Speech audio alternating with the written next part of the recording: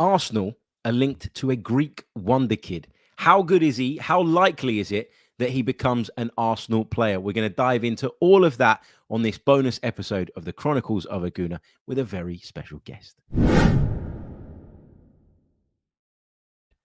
Hey everybody, how's it going? Welcome back to the Chronicles of a Gooner podcast live with myself, Harry Symeou. I'm delighted to say today that I'm joined by a very, very special guest. Steve Contourou, Greek football expert, is alongside me so we can talk Konstantinos Karetsas, because this is a story that we all woke up to on Thursday morning, a story that I think shocked a lot of Arsenal fans. You know, we've been talking about transfer activity for a while now, but it's been Sesko or Gyökeres, and then Sesko some more, bit more Gyökeres. Leroy Sané's been thrown into the mix. There's been a bit on Martin Zubimendi. Lots and lots of chat about Arsenal transfers and potential targets. I don't think many people saw this link coming. So first of all, before we get into the Greek wonder kid himself, and we talk a little bit about the player, what he would bring to Arsenal if they were to sign him, I want to get your thoughts initially on the story, how legitimate you think it is, and what the chances are, I guess, in your eyes, of Arsenal making this really significant investment in a player who's just 17 years old and playing out in Belgium right now. Well, you know, when I saw the news this morning, the sources, as you said in your kind of videos earlier, are fairly credible. So I immediately kind of thought, well, this is incredible. Like, you know, and although this is going to be my summer, to be honest, Harry, because it's not just Karetsas who's linked with all of these big clubs. You know, Christos Mouzakidis is linked with a whole host of players from clubs from Olympiacos. Same with Babis Kostoulas, who's constantly linked with Brighton and Hove Albion, linked with Newcastle. Christos Zolis, another winger, is linked with Manchester United. I really hope he doesn't move there. Good Lord, I really hope not. But yeah, the Karetsas one is an interesting one because it's not the first time he's been linked with a big club in recent times. He was linked to Bayern Munich, he was quite soon after the game against Scotland where he starred. And I'm pretty sure Juventus has been linked as well, Newcastle United over the last couple of months. So Arsenal being linked and is not a surprise. It's more just kind of how advanced this is supposedly. That's where I'm not as sure, because I'm sure the link is there. I'm sure there's interest because there were plenty of scouts looking at him for his debut against Scotland and in the preceding game against Hampden Park and during the playoffs of the Belgian Pro League. So in terms of the actual link itself, I think there's a lot of legitimacy there. In terms of how advanced the stages are of him actually joining Arsenal, that's where I question it a bit more. And as you said in your videos earlier, you know, a lot of people have been drumming up maybe a lot of chat about him compared to where this deal actually is. But it's a lot of money for a Greek player. I think it would break the transfer record for a Greek player if he did go to Arsenal for the fee that they're talking about. Yeah, it's really, really interesting, isn't it? We've got another Greek football expert in the building as well. Let's bring on Kostas Lianos. Costa, welcome to the show, mate. How you doing? Hello, everyone. Hello to two of the greatest Greek journalists out there, Harry Symeou and Stephen Contourou. It was so great to be back on the show after all those years. Brilliant, mate. Great to see you. So I was just asking Steve there about the legitimacy of these links between Arsenal and Konstantinos Karetsas. And Steve was saying that, you know, the interesting thing is how far advanced this is said to be. Now, listen, I've got my reservations about this. I cover Arsenal on a daily basis, and I know that they've got huge needs going into this summer. My problem with this is not about the talent of the player, and we'll come on to talk about the player a little bit later on. My question here is that the right use of 45 million euros, which is what the fee would reportedly rise to potentially if Arsenal were to sign him? So Steve thinks there's a link there, but isn't sure just how kind of advanced this might be. Costa, what's your read of this situation? I know you've got lots of friends in Greece and in the sports world. What are your kind of thoughts on this link first and foremost? Well, I mean, I would say I'm getting some. It has been a very strange day when it comes to this link. A lot of my sources have been very quiet about this, but I did have a source coming back to me that's very trustworthy. It's never disappointed me before, and I would say to Arsenal fans, don't get too excited about this. Don't put too much focus on this. I heard there's going to be an article tomorrow about all this, and it's funny that you mentioned the word legitimacy. I would not use it. After hearing what I heard just now, I wouldn't use it. So it's very interesting that we had this story. I had nobody confirm it, except for one source that has been pretty trustworthy throughout my career that told me, basically, yeah, no. And it's pretty funny because Karetsas plays either as a number 10 or as a winger. And there's so many players that Arsenal have in these positions, and especially from young, promising players, Ethan Nwaneri, Max Dauman, and then you got Martin Odegaard, you have Gabriel Martinelli, you have Leandro Trossard, who can also play in the wings, Bukayo Saka, let's not forget, obviously. The thing about Karetsas, and we had that with Newcastle as well, and the reason why Newcastle are interested in him is because he can also play on the right, and he can offer competition for Jacob Murphy. Whereas on the left, they got Harvey Barnes and oh my God, I cannot believe I forgot his name. Gordon. Gordon, Anthony Gordon, exactly.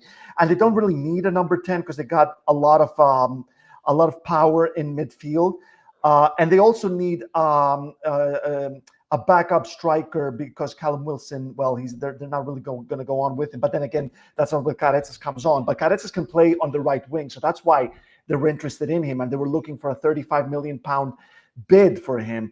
But when it comes to Arsenal, the best info I can give you is I would, as we say in Greece, we hold a small basket. When you hear about a lot of cherries, always hold a small basket.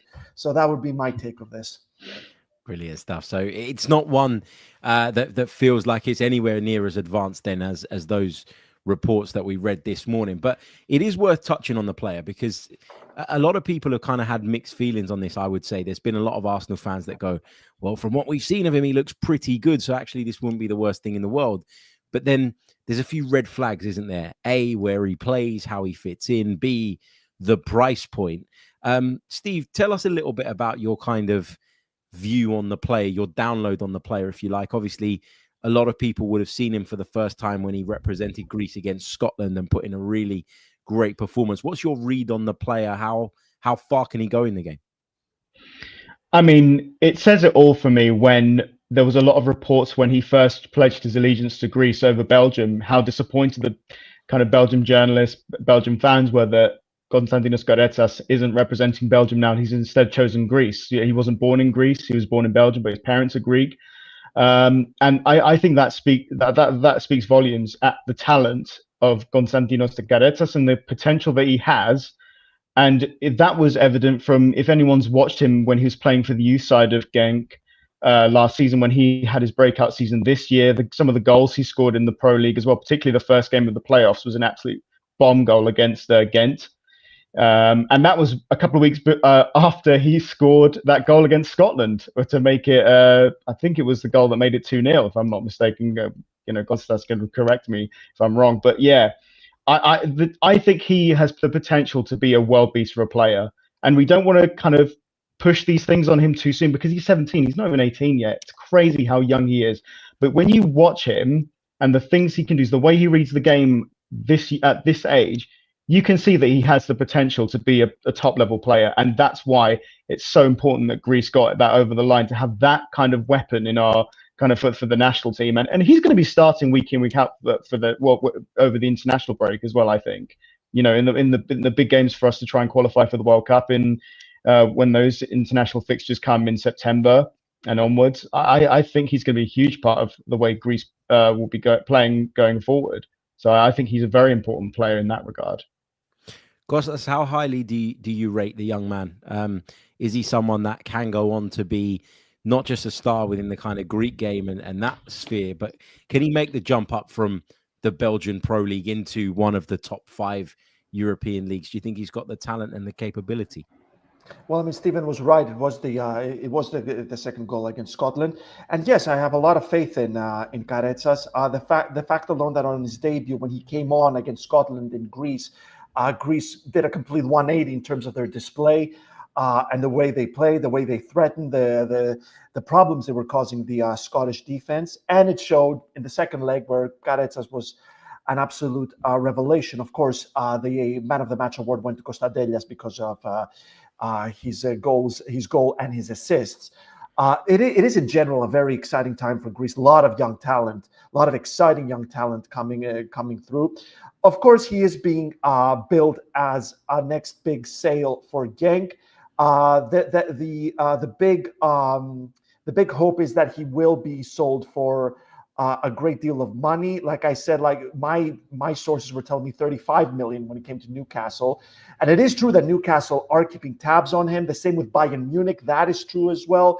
And there's a lot in all the links with Napoli, with Liverpool, Manchester United, Manchester City, Aston Villa, Nottingham Forest.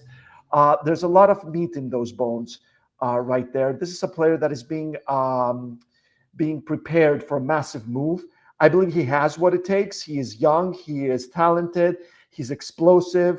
He's knowledgeable. He's humble as well. But of course, he's going to need the right people around him, just like every young player. Of course, he needs to turn 18 as well before moving to the Premier League first. That's why they were saying about first loaning him out to Genk for the season.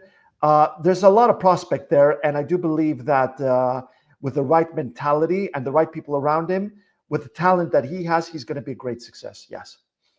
Steve, do you worry that because Arsenal have players that are quite similar, that might be, I know we're saying that it's probably not very likely, and you know, we're saying that there's probably some interest that exists, but this doesn't feel like it's something that's going to happen imminently. But do you feel like Arsenal would be a smart move for him? Because I think Arsenal are struggling right now to give minutes to Ethan Nwaneri that he needs. They're struggling to give minutes to you know, some of the other players that are playing similar type roles, and we're expecting the very, very young Max Daumann to break into the first team setup this season as well. So would it be a smart move for Karetsas from the player's perspective? Take the Arsenal hat off for a minute. For him, would this make sense? I think on the surface, there's arguments to suggest it would make sense in regard that out of all the kind of big six clubs, I think Arsenal is definitely one of the clubs that gives younger players more opportunities. And that's evident from Miles Lewis-Skelly. That's evident from Saka when he was younger, Emile Smith-Rowe when he was younger.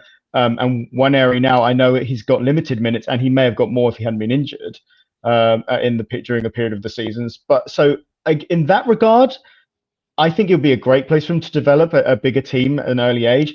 But then the caveat is there's a lot of players in front of him who are playing in a similar position. And as you said, there's a lot of players around his age, like Nwaneri, as one of the players aforementioned, that would be in front of him. And the risk for Karetsas, if he goes to a club like Arsenal where there's already a lot of players in his position, is that he'll get lost in that team and he might not get an opportunity. And then what's going to happen later down the line? Is he going to go on a load of loans? Is that potential going to be maybe wasted or lost? Because he has that potential. You know, me and Costa have made that very evident. This isn't just some kind of kid to fill the numbers. This is a prospect, like a real prospect player. So he has to be very careful here of his next move, because his next move is going to be a big one. And if he makes it, it has to be the right one as well as a big one, you know, for his career, because he has to be there long term. Once he's made it to a big club, that's not it. You have to show that you can make it at that top level. Otherwise, you may never get given that chance again. So I'd say there's definitely more cons than pros, but like I said, I think if there were less players around him at his age or in front of him, I don't think it would be the worst move actually, because Mikel Arteta gives those opportunities for players to those young players. But even then, if he moves and goes back on loan, for example, to Genk, like the reports were suggesting, what if Mikel Arteta's not there? I know that's not a guarantee whether, you know, he's not there or he is there after next season. But what if he's bought by one manager, new manager comes in, and then he doesn't rate him the same way that Arteta does? You know, there's a lot of questions to be asked for Karetsas specifically. And like we've said before, he's so young. He has the time to make these choices, I feel. Yeah, there's no rush for him, is there, Costa, to kind of make that jump from Genk? I think it's great that he's playing games. It's great that he's involved. It's great that he's getting minutes with the national team. Do you feel like sometimes in the modern game, we're kind of too quick to push players into these situations where maybe they're not always ready, and maybe at a time where they're still growing and developing and improving. And there is that fear, isn't there, that a talent like this, because think about Martin Odegaard's a great example. Okay, he's a fantastic example. Joined Real Madrid when he was 16 years old, had conversations with Arsenal, had conversations with other clubs, went to Real Madrid, ended up going out on multiple loan spells and never really found a home, did he, until he came on loan to Arsenal and the club decided to push forward and sign him up on a permanent deal. But prior to that, he'd just been bouncing around from one place to the other, and you never really felt that he was able to showcase his talent as a result of that. Do you think players today are too quick to make these jumps? Is it difficult to ignore the likes of Arsenal or Bayern Munich coming in and looking around you, or do you need to stay calm, cool and collected and make the right decisions and take your career step by step? Well, it always depends on agents. It depends on the clubs. It depends on on each player's personality, the people that they have around them. But then again, you look at other players like Erling Haaland, Jude Bellingham, who went to Borussia Dortmund, a club famous for creating megastars, and then they went on to a bigger club and became, well, megastars. So there is that as well. There is the mentality of the young player, because I mean, this is a new era in football. I mean, we grew up with. I cannot really remember players when I was a kid watching them on TV having the same abs, the same muscles, the same physiques that modern players have. They are very serious about their craft, their diet, their lifestyle, their mentality, their bed routine, everything. I was reading an interview from John Obi Mikel the other day where he was saying that John Obi Mikel spoke to us at the Sun, actually, and he said that really during off season, during your holiday, you can't afford to just sit down and do nothing.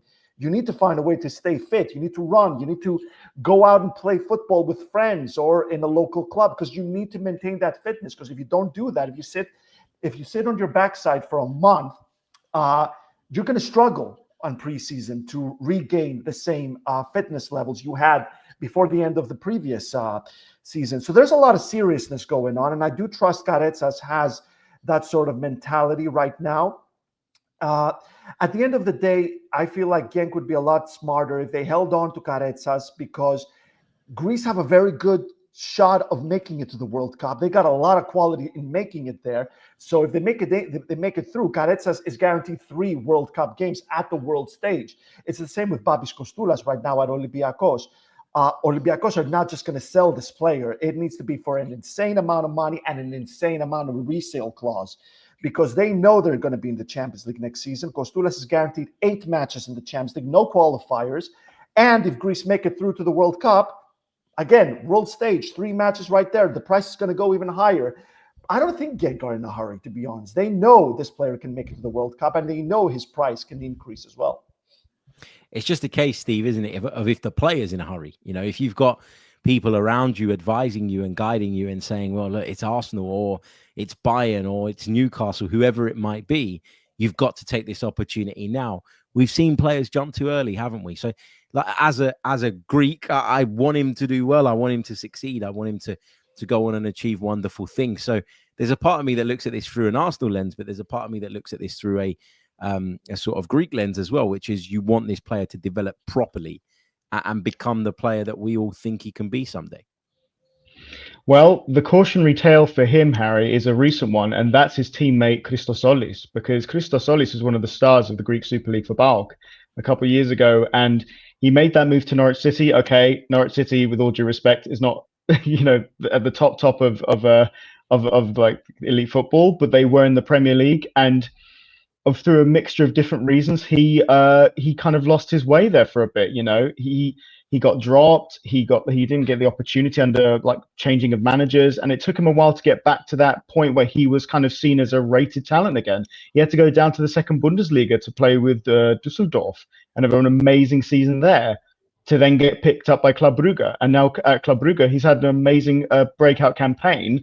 And he's now once again linked, like I said, Manchester United. Other clubs in the Premier League are linked with Zolis again, but it took a while for Zolis to get back to that point, a couple of years at least. So what Karetsas has to do is look at what his teammate had to go through over a couple of years and think, is it the right time for me to make that big move now, or can I afford to stay a bit longer, develop, get guaranteed playing time at Genk, where he came through as well. In like, sure, the Belgian league's not a top 5 league, but it is an excellent, one of the best leagues outside of the top 5 leagues. And Belgium have one of the best records of any league in Europe for developing talent. And so staying there long term is absolutely not a bad move for him. And we all speak from, especially me, from a completely biased Greek perspective. I would love him to just stay there for a bit longer, just so he can develop further, and then you can think about making that big move to Arsenal or a big move to a Premier League team, or a Bayern or a Juventus. There's plenty of time for sure. Just to wrap up, guys, then let's get your numbers out of 10 in terms of how likely you think this is. That by the start of the new season, by the end of this transfer window, not this mini bit before the Club World Cup, but the end of the summer, you think that Konstantinos Karetsas will be pictured signing a contract with Arsenal? Okay, he would be loaned back to Genk, but how likely is this out of 10? I'll start with you, Costa. I give it a 5 right now. The fact is, I'm not getting any confirmation whatsoever, and the one source that came back to me, I'm giving it a 5 right now, because also, like we said, there are so many players who can play his positions. Maybe he could be behind Martin Odegaard, but look how that worked with Emil Smith-Rowe. Of course, he had his own injuries as well, but he went to Fulham and he has a completely different, he turned his fortunes over there. Also, there's Kai Havertz, who, well, Arsenal are going to bring a center forward this summer, and Mikel Arteta loves the guy, so we would expect him to play a big part in next season's squad. They also want to sign a star winger. We're hearing Nico Williams, Rodrigo, Rafael Leao. That's not happening, but still they want to bring another winger. There are so many players in that position, so many good young players. Max Daumann, we mentioned in there. Ethan Nwaneri again. What's his role in this team? We still haven't really figured this one out, and there is a will to include him, like they did with Miles Lewis-Skelly. So I'm giving it a 5 right now. Steve? Yeah, I'd give it a 4 personally. I think, look, if it happens, it's definitely going to be. I'd be shocked if it's not with sending him straight back to Genk on loan. I don't think it's out the question. He can't play in the Premier League until he becomes of age. Exactly, and it's also, and like, even when he becomes of age, it's a thing of how many players are in front of him, what's going to happen, the manager situation, like I said, because obviously things can change very quickly in football. I think it might happen, but I don't think it will. And again, biased perspective, I'd rather it didn't right now, from a Greek perspective, I'd say. Yeah, I mean, my rating in terms of how likely this is, I'm probably going to go with a 3. And the reason I say that is not because I don't rate the player, to be clear. It's just I don't think that in a summer where Arsenal have so much business to do, a fee that is kind of that high is something that they should be committing to. Now, I know that from speaking to a couple of other people earlier on today, that if Arsenal were to make this move, they wouldn't be paying it all up front. It would be a staggered payment set up that would see them make this payment to Genk over a long period of time. So it would be very much a long-term investment, but it just doesn't feel like, A, that's a priority for Arsenal, and B, that would be the best use of funds in a summer where there is so much business to do elsewhere. Under different circumstances, in a different scenario, for sure, I'd be all over it, because I really do like the player. And I feel like for us as Greeks, it's kind of easy to talk about him in that light. I think there will be people out there that have reservations about him, mainly due to a lack of knowledge around him and not watching him that often. But it doesn't look like this one is too likely, but obviously it's one we'll keep a close eye on over the course of the summer. Steve and Gosta, thank you so much for joining me. Let people know very quickly, starting with you, Steve, how they can follow you and what you're up to. My Twitter handle is @SteveContourou. That's KOUNTOUROU. It's a long surname. I regularly write about Greek football when it comes to the Super League, Greek players, the national team. Like I said, Greek players abroad, teams playing in Europe, and I'm part of a site called Hellas Football. We have a weekly podcast as well, which is on Spotify Apple Music, and any podcast platform you listen to us on. So we're doing that. During the season, we do that on a weekly basis. Right now it's the off season, so it will be every 2 weeks, but we are covering the Greek national team very soon, who are playing some friendly matches. So yeah, that's where you can find me and my work, and among other people as well, because there's loads of people on Hellas Football who do some great work, and all different fans of like different Greek clubs. So it's a laugh. Brilliant stuff. And Costa, let people know how they can follow you and what you're up to. Well, guys, you can find my work at the Sun. I also appear on Sky Sports and the BBC. When I'm not there, you can find me on at Llanos Kostas with a K. That is on Twitter at Llanos Kostas. You can see it below, I think. And you can also find me at Llanos Journo on Instagram. I cover all things Premier League, all things Greek football, all the European transfer news that you need. You can find me at The Sun, BBC, Sky Sports, and on Twitter at Llanos Kostas, and Instagram at Llanos Journo, as well as the podcast 307 International, where we're covering all things Olympiacos, all in English for the global audience. That's 307 International. Some incredible work there from the boys and myself. You're going to find a lot of pundits coming in, a lot of celebrities. We have a lot of fun, and we're very much looking forward to having you aboard. Brilliant stuff. Thank you very much, Costa. And mate, I really get annoyed when people spell Costa with a C. It's the most annoying thing. It's the most annoying thing. So I'm glad you pointed out the K part. Guys, thank you so much. Thank you to everyone for tuning in. Don't forget to leave a like, subscribe, all the rest of it, and we'll be back with more very, very soon. Until the next one, take care of yourselves. Have a great day. Goodbye.